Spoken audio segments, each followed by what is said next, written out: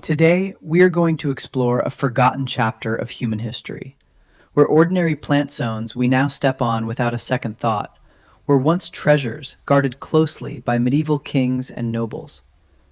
Before we continue with the video, remember to subscribe to the channel for more documentary narratives like this one. 2. Dandelion. From royal privilege to weed. It was an ordinary morning in the 13th century. A peasant was crossing the fields of a noble estate in the French countryside. His eyes fixed on something seemingly insignificant, a small plant with yellow flowers growing between the stones of the path. He knew that plant well. His grandmother used to make tea from its leaves, ointments from its roots. It was a remedy that worked. But the man looked away and kept walking, pretending not to have seen it. In those days, gathering that plant on noble land could cost him far more than a few minutes of his time. The punishment was severe. What could be so special about that yellow herb that grew almost everywhere? Why would royalty care about something so abundant? The answer was hidden inside the properties of that humble plant. Properties modern science would only confirm centuries later. The dandelion, for that was the plant in question, was no ordinary herb. Every part of it served a purpose. The roots, when roasted and ground, produced a hot drink that replaced coffee in times of scarcity. The leaves, harvested young, made salads more nutritious than almost any intentionally cultivated green. The flowers could be fermented into wine, a tradition that survived across generations. And the nutritional numbers are astonishing. A serving of dandelion greens contains more vitamin A than carrots and more iron than spinach. This is not some exotic superfood imported from distant lands. It is the very same plant that homeowners associations today consider an eyesore on manicured lawns. Medieval herbalists prescribed dandelion tea for liver troubles. At that time, medicine was wrong about many things. Bloodletting was common. Holes were drilled into skulls to release evil spirits, and that air was believed to cause disease. But in this particular case, the ancients were right.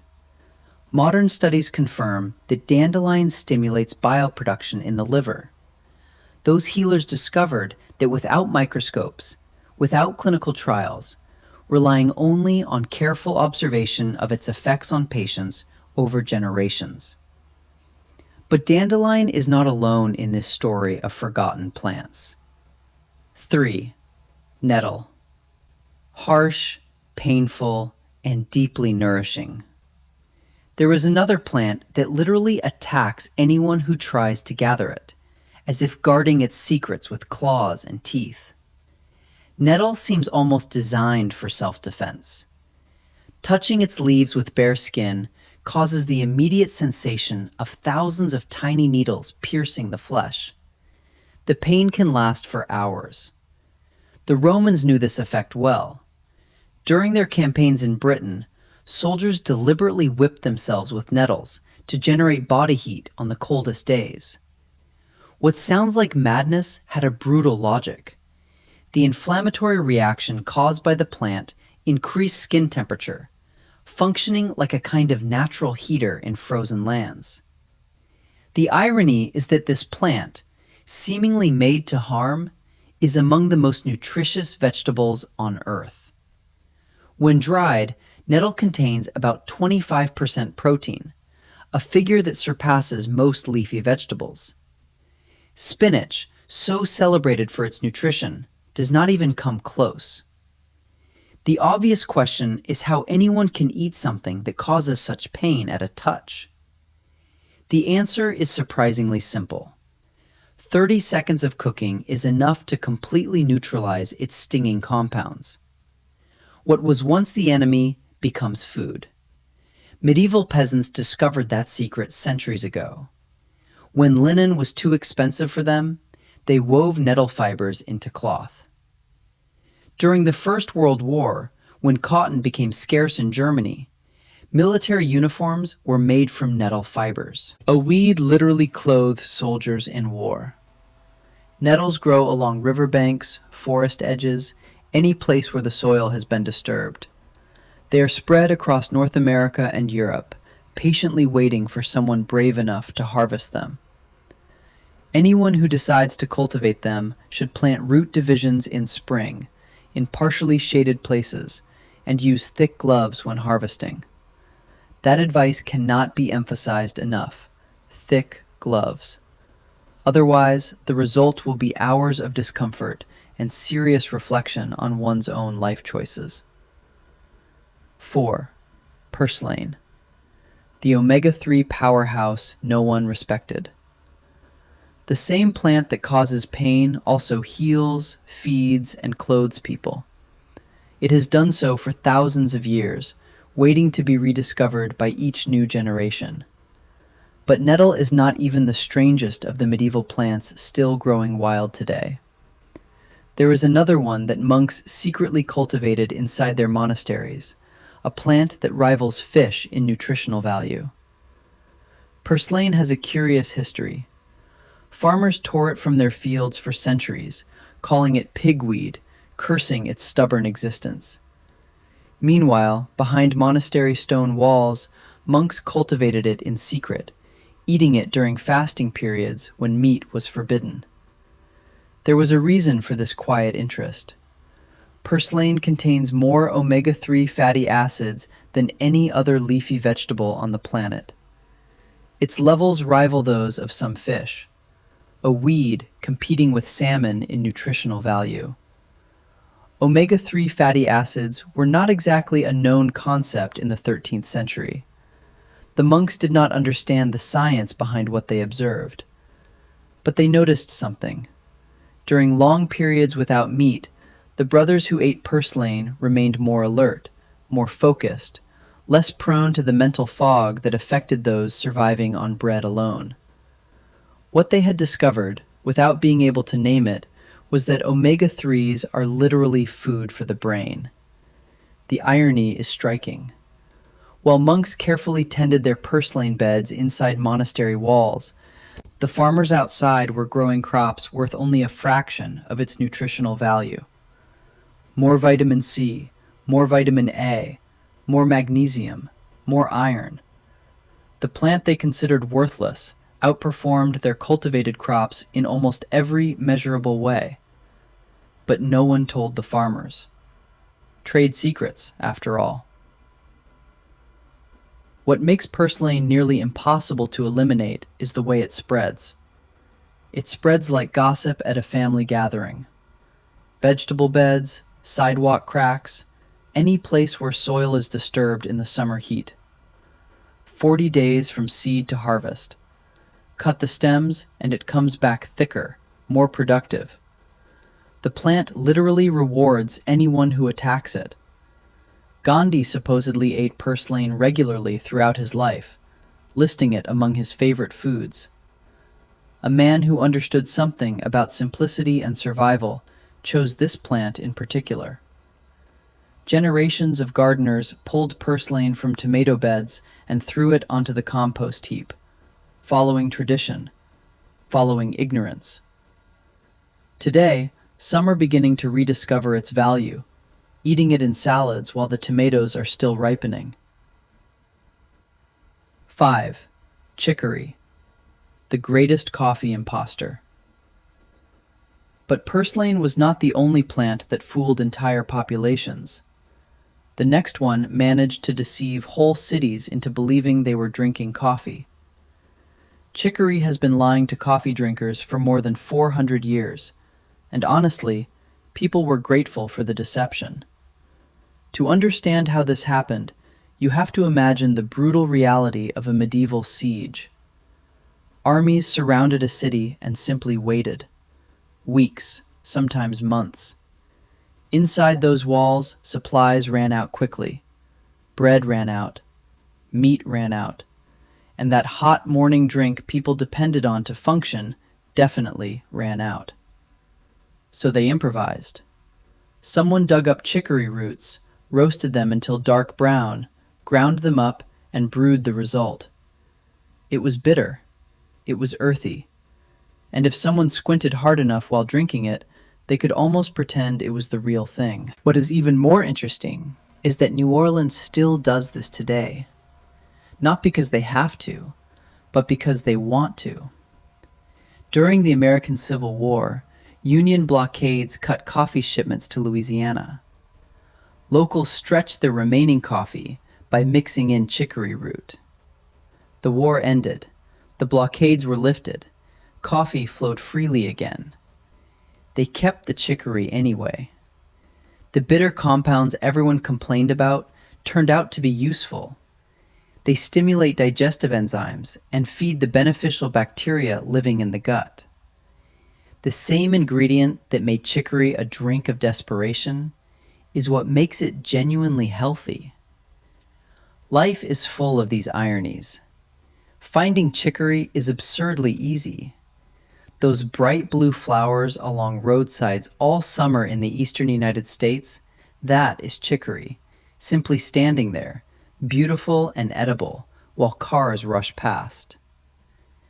Growing it yourself requires patience. Sow seeds outdoors in autumn. The roots need the cold of winter to develop that deep, complex flavor. Skip that step, and the results are bland and disappointing. Nature insists on its own schedule. The real treasure inside those roots is inulin fiber. It is a prebiotic that feeds beneficial gut bacteria more effectively than most expensive supplements. Medieval peasants had no idea why chicory made them feel better. They only knew that it worked. 6. Lamb's quarters. Food for the wise. But chicory is not the only forgotten superfood hiding in plain sight.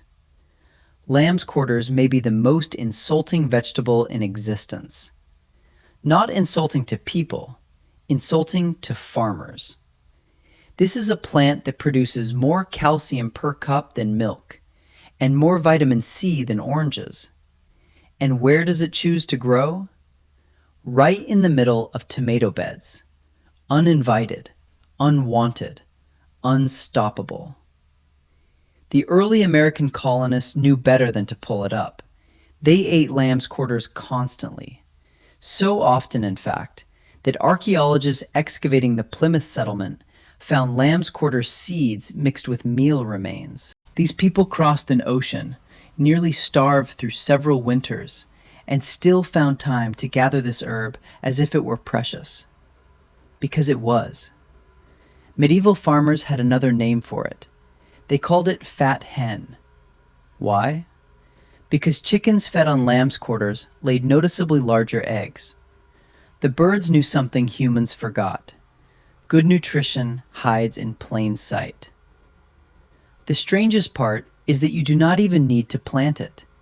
Disturb a patch of bare soil in spring, wait 2 weeks, and lamb's quarters appears as if it had merely been waiting for an invitation, which it probably was.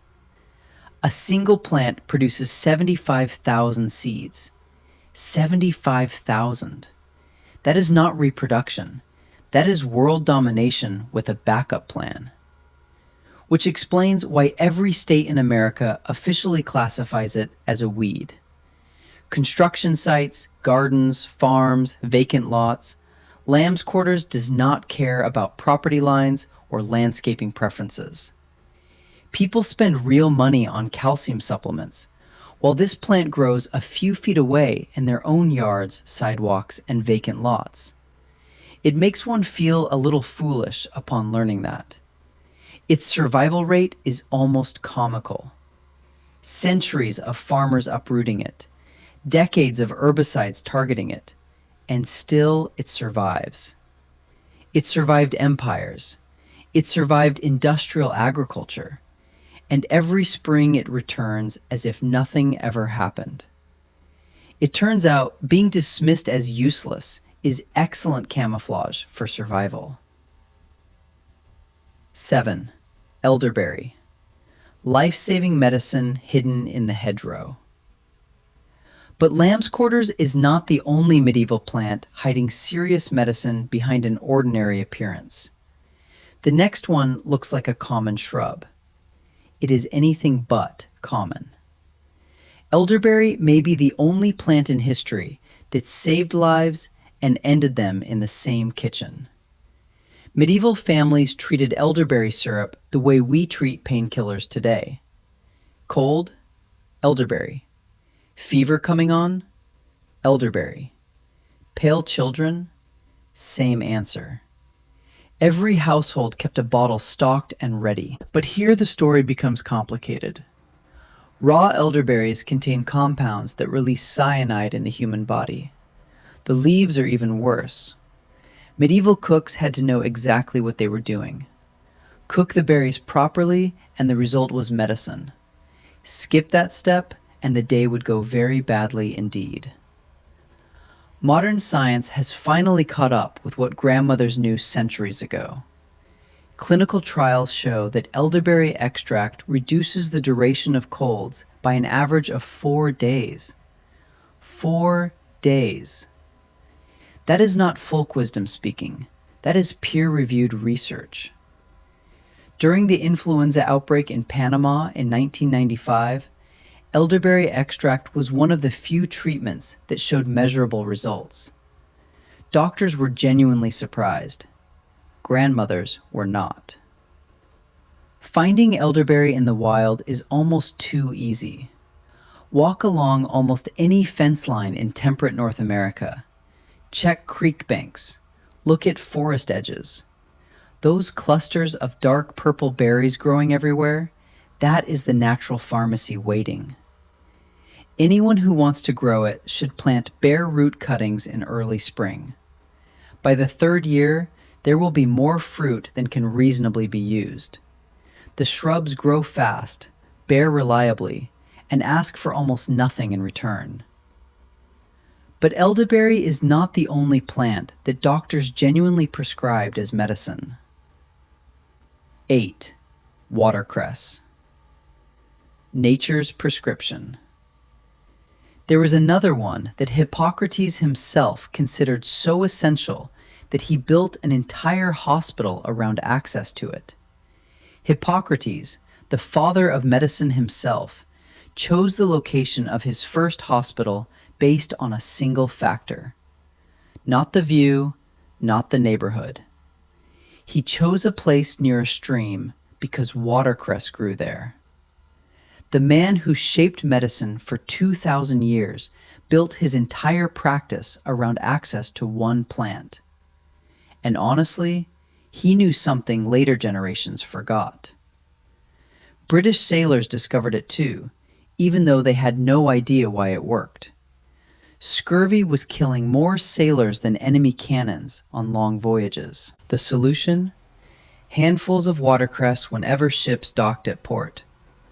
They called it the poor man's remedy. Doctors genuinely prescribed it, written on paper, "Eat this herb and you will live." The astonishing part is that no one yet understood that vitamin C even existed. They simply noticed that people who ate watercress stopped losing their teeth and dying. Presumably, that was reason enough. What makes watercress almost unfair is its composition. 15 essential vitamins and minerals packed into leaves containing only 4 calories per cup. 4. A person would burn more energy chewing it than they would gain from eating it. Doctors still tell people to eat healthier, while food this nutritious grows in nearly every stream they pass. And everyone ignores it. That peppery flavor is not just flavor. It comes from the same family of compounds found in mustard, and those compounds genuinely kill bacteria. Nature essentially created an edible antibiotic that tastes like a salad with an attitude.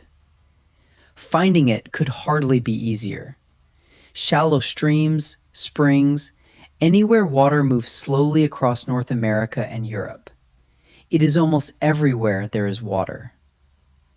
Anyone who wants to grow it can use containers, just changing the water daily. The roots need constant moisture, but stagnant water causes problems. It is like a high-maintenance houseplant that actually gives something back. But watercress is not the only plant performing double duty. 9. Sorrel, the blacksmith's secret. The next one cleaned medieval swords and later ended up in soup bowls. Same plant, same acid, completely different purposes. Blacksmiths had a strangely effective secret weapon for cleaning rust from swords and armor. Not sand, not sophisticated oils, a plant. They rubbed sorrel leaves on metal, and the acid dissolved rust as if it were nothing. The same plant they dropped into soup later that evening. True multitasking. The science behind it is oxalic acid. It is the same compound that gives rhubarb its sour taste. In sorrel, that acid is strong enough to polish steel, yet gentle enough to make the tongue do a happy little dance. The French figured this out centuries ago and never let it go. Walk into a traditional French restaurant today, order spring soup, and you are basically eating the same recipe medieval peasants consumed. What makes sorrel interesting to modern people is how widespread it is.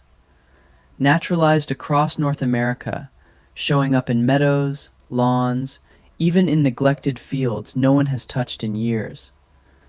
It prefers acidic soil, which means if grass struggles there and moss thrives, sorrel is probably already waiting.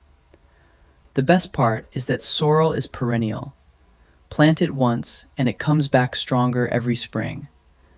Just divide the clumps every 3 years to keep it vigorous. Otherwise, they become crowded and irritable, like relatives at Christmas. But there is a catch. No one mentions that the same oxalic acid that cleaned medieval armor is not especially kind to kidneys. People prone to kidney stones should eat sorrel in moderation. The acid that polished metal can also contribute to calcium oxalate crystals forming in the body.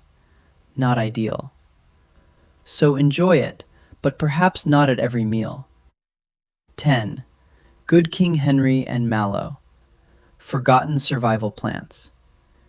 Speaking of plants that come with warnings, the next one has a name that sounds royal, though it actually comes from Germanic folklore about a helpful household spirit. Good King Henry is a deceptive name. It was named not after any real king, but after a friendly house spirit from Germanic folklore. Disappointing for many, yes.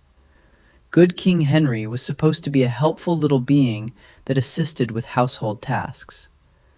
Germans called him Guter Heinrich. When English speakers borrowed the name, they assumed it must refer to royalty. It did not, just an elf. What makes this plant genuinely special is its versatility. Most vegetables offer one thing. Tomatoes give fruit. Lettuce gives leaves. Carrots give roots. Good King Henry looked at that arrangement and apparently asked, why choose only one? The leaves taste like spinach, actually better than spinach, according to those who have tried them. The young shoots can be harvested and cooked, just like asparagus. And the tiny seeds can be ground into flour.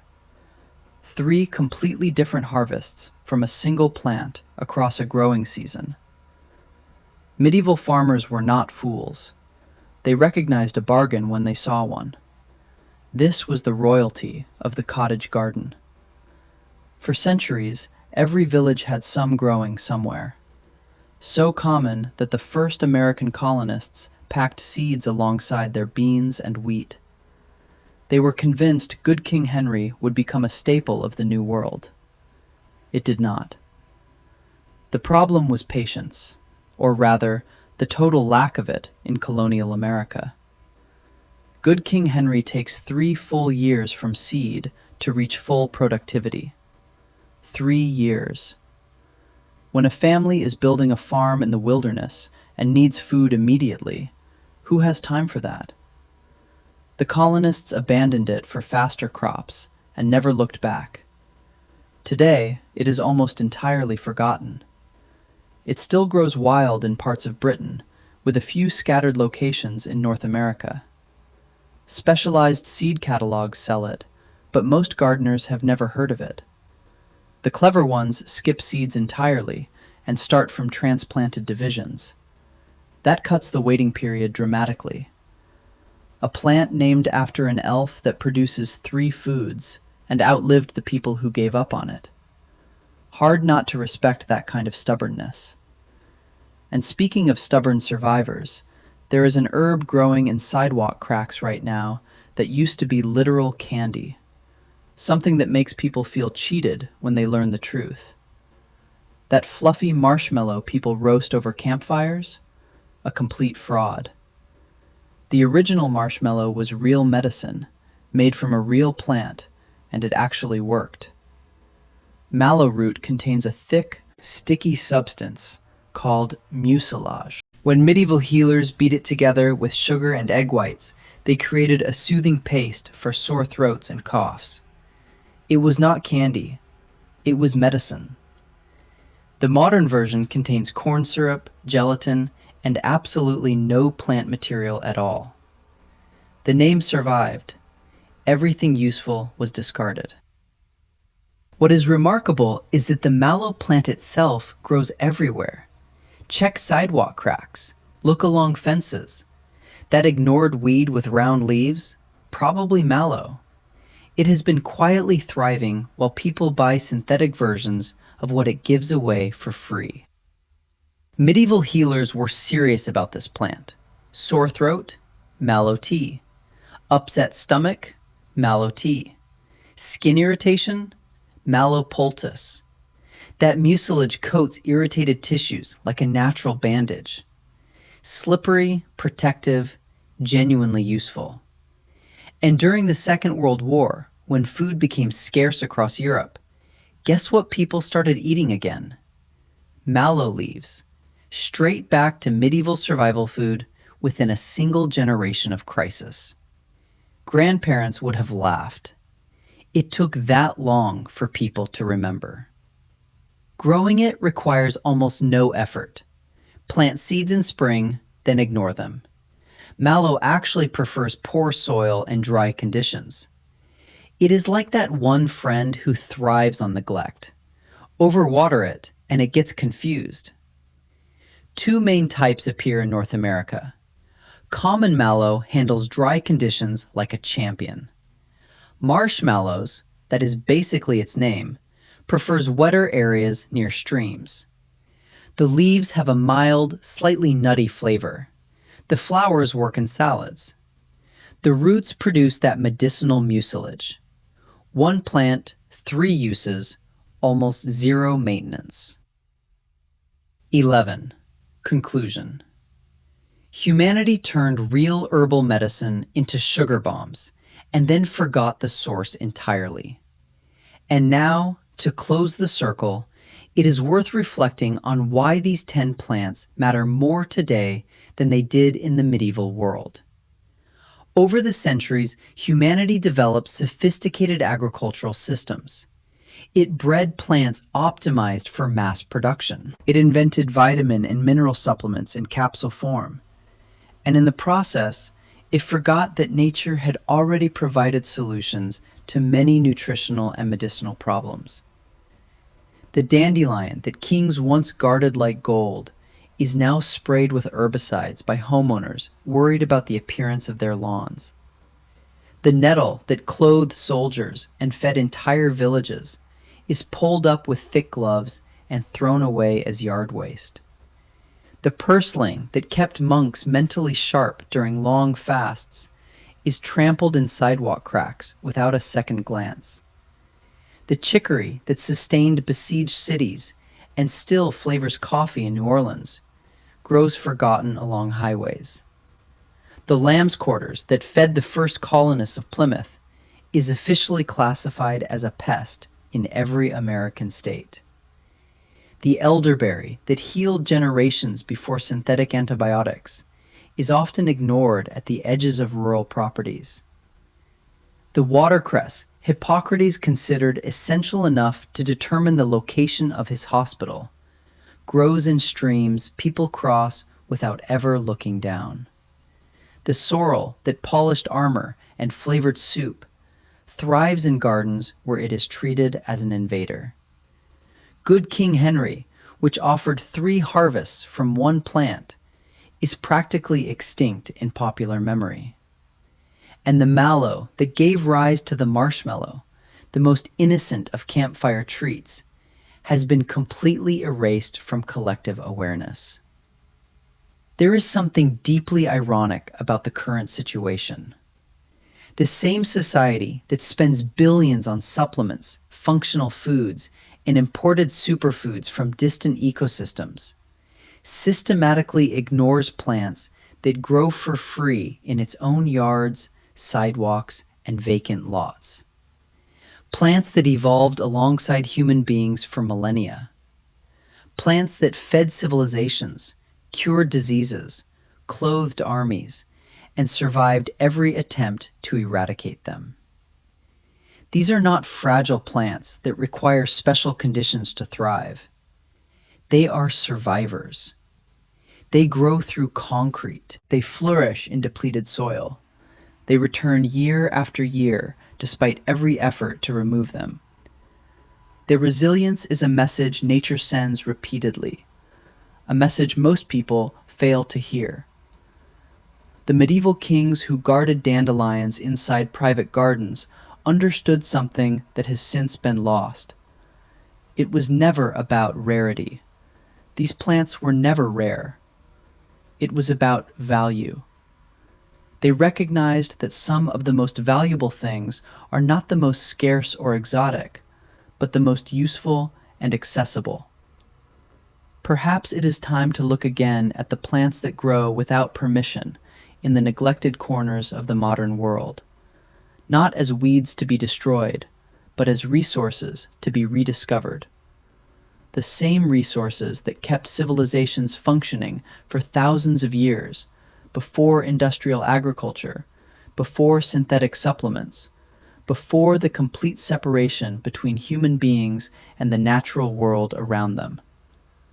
The next time someone passes a dandelion growing in a crack in the pavement, a nettle on the edge of a stream, or an elderberry bush along a rural fence line, perhaps it is worth pausing for a moment, looking with new eyes, remembering that kings once guarded these plants like treasure, remembering that monks grew them in secret, remembering that sailors survived because of them, that soldiers were clothed by them, that entire civilizations depended on them. These plants are still here, still growing, still offering the same benefits they offered centuries ago. The only thing that has changed is the human ability to recognize their value. And that, unlike the plants themselves, is a change that can be reversed. If this journey through the secret gardens of medieval history has awakened your curiosity about other forgotten chapters of human knowledge, consider subscribing to this channel. Every subscription is a sign that stories like this deserve to be told, that the past still has valuable lessons to teach the present. Leave a like if this documentary deepened your understanding of the Middle Ages, and share in the comments. What kind of pet would you have chosen if you lived in the medieval era? Your participation keeps the flame of historical knowledge alive and inspires us to continue uncovering the forgotten stories that shape the natural world around us.